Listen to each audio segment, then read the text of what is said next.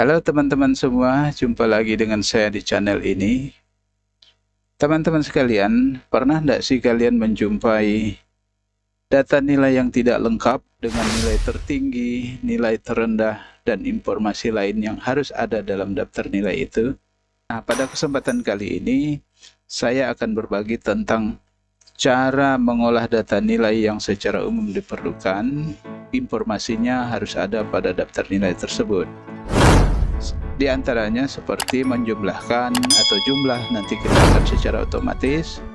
Kemudian yang kedua, menambahkan kolom baru atau menyisipkan kolom baru. Kemudian cara menghitung atau menghilangkan nol di sini, seandainya menghilangkan nol di kolom jumlah bila kita menggunakan rumus. Kemudian cara mencari nilai rata-rata di kolom atau di baris. Kemudian cara akan mencari nilai tertinggi dan cara mencari nilai terendah. Serta di atasnya nanti kita akan memanfaatkan fungsi center across the selection. Langsung saja kita mulai, Bapak Ibu sekalian atau teman-teman sekalian. Misalnya jumlahnya ini masih kosong, ininya semua masih kosong, baru kita mengentry nilai.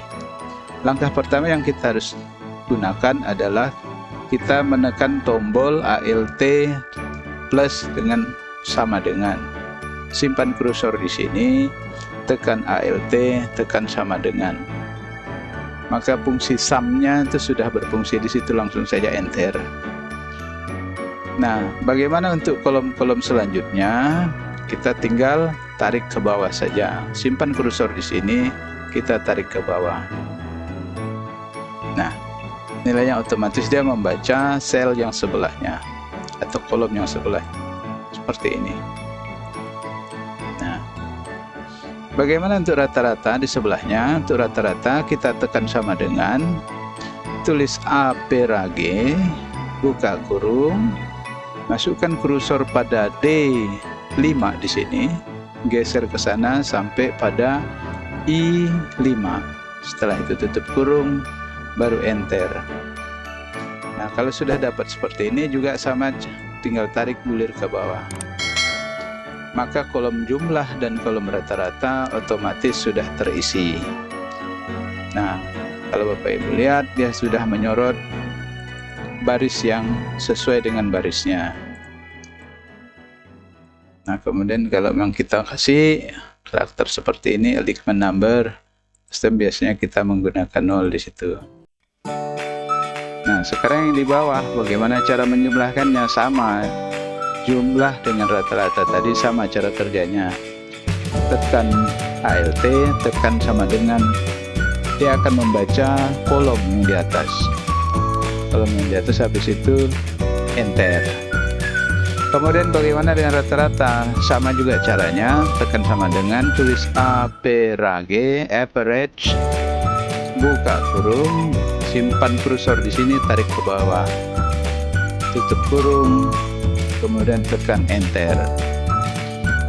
Ini untuk rata-rata pada kolom ya Bapak Ibu atau teman-teman sekalian, rata-rata pada kolom. Nah, sekelompok data pada kolom agama ini punya siapa, nilai siapa yang tertinggi. Caranya adalah tekan sama dengan, kita tulis MAX, MAX, buka kurung. Kemudian kita sorot dari atas sampai ke bawah sampai di sini, tutup kurung, enter.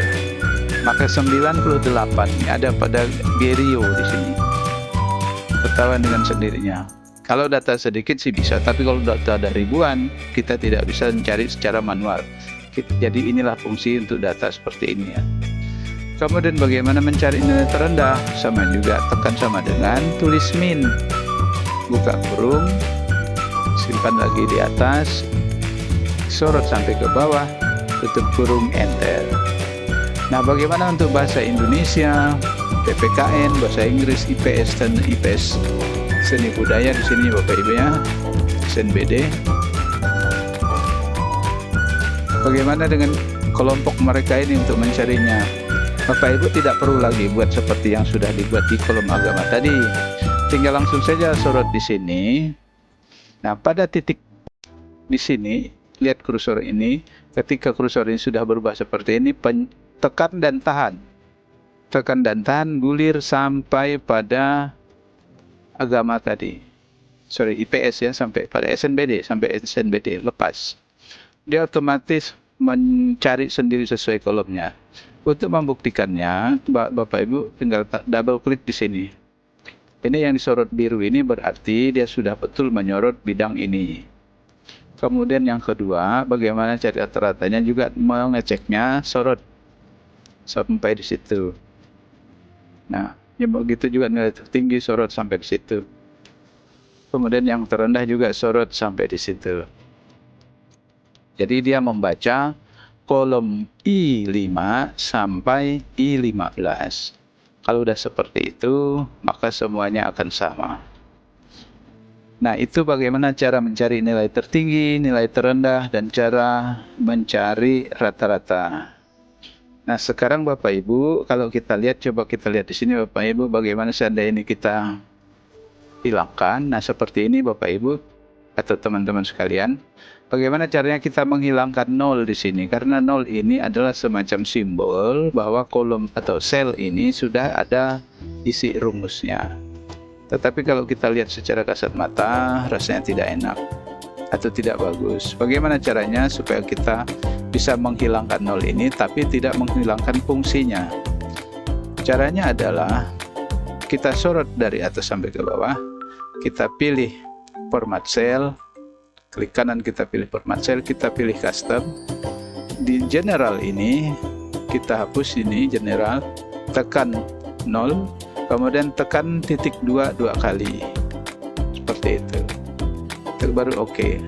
Nah, 0-nya hilang, tetapi fungsi rumusnya tetap ada. Nih, coba kalau Bapak Ibu lihat di sini masih ada. Dia tidak menghilangkan fungsi rumus, tapi menghilangkan karakter yang terwakili atau mewakili rumus itu ada di situ. Begitu juga yang di sini. Kita sorot semuanya, klik kanan, tekan format cell, kemudian tekan custom, tekan general, kemudian yang ini kita hapus, tulis angka 0, kemudian titik 2 dua kali, kemudian oke. Nah, seperti itu dia. Maka akan kosong bersih seperti itu. Fungsi rata-rata ini memang tidak bisa dihilangkan seperti ini ya. Nah, Bapak Ibu sekalian, bagaimana caranya sekarang kalau kita mau menyisipkan kolom? Misalnya ada beberapa kolom di sini yang secara cepat sih, secara manual sih ada. Klik di sini, tekan kanan pada mouse, tekan insert, akan nyisip dia. Tapi ini satu-satu. Tapi ada cara yang lebih cepat, yaitu Bapak Ibu, kita simpan kursor di sini, sampai sini bawah pun boleh kursornya. Kemudian Bapak Ibu tekan tombol Shift pada keyboard sambil simpan kursornya di sini. Letakkan kursornya itu, tekan Shift di sini, langsung geser ke sana. Kalau Bapak Ibu lihat di situ bertambah dia. Ini sama-sama ditekan. Habis itu kita lepas, otomatis dia nambah sendiri. Tinggal sesuai berapa kolom yang mau kita tambah. Itu sangat cepat sekali Bapak Ibu. Nah, bagaimana sekarang kalau kita mau menambah atau memanfaatkan fungsi center across the selection?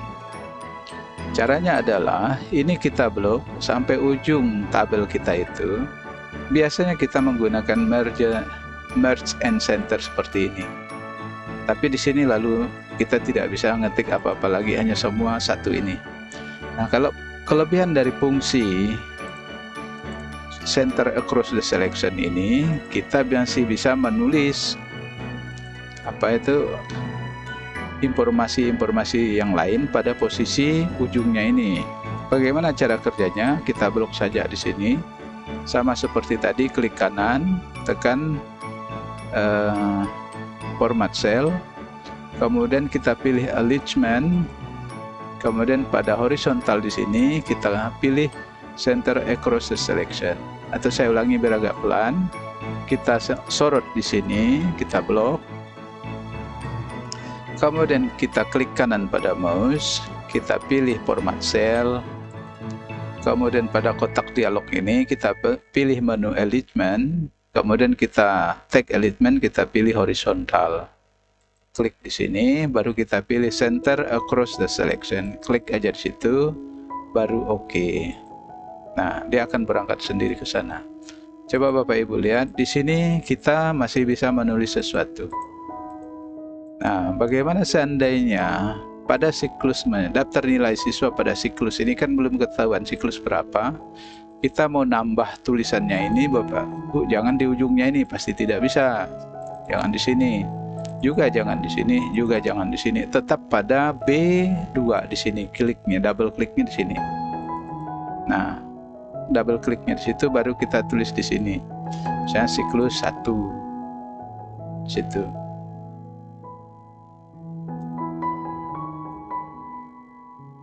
Seperti itu, tutup kurung. Baru enter. Kalau kita klik di sana dia tidak bisa, klik di sini tidak bisa, tetap pada di sini dia. Sebagai contoh dia di sini hidup di bar karakternya ini. Saya kira itu Bapak Ibu sekalian tutorial kita pada kali ini. Bila berkenan dan dirasa cukup membantu, jangan lupa tekan tombol subscribe, like, dan komen. Sekian dan terima kasih.